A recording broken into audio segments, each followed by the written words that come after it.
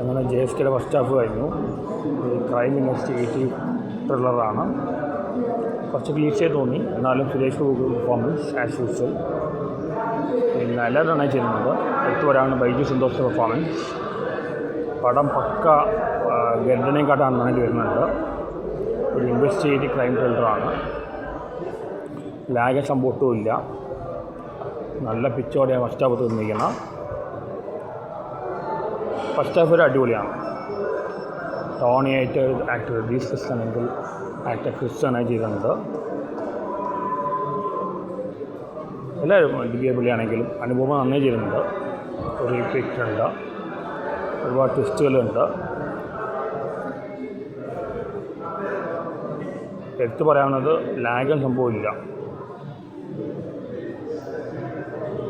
എല്ലാവരും തിയേറ്ററിൽ പോയി കാണുന്ന മൂവിയാണ്. ചിലയിടത്ത് കുറച്ച് ക്ലീഷ് എലമെൻറ്റ്സ് തോന്നി. ഫസ്റ്റ് ഹാഫ് നന്നായി ത്രില്ലിംഗ് ആയിട്ടാണ് തോന്നിയിരിക്കുന്നത്. എടുത്തു പറയാണെങ്കിൽ കാരണം ലാഗും സംഭവം അത്ര പോയിട്ടില്ല. ഒരു ജനഗണമന സ്റ്റൈലൊരു ടൈപ്പ് ഓഫ് അഡ്വക്കേറ്റ് ക്വസ്റ്റ്യനിങ് ഉള്ളത്.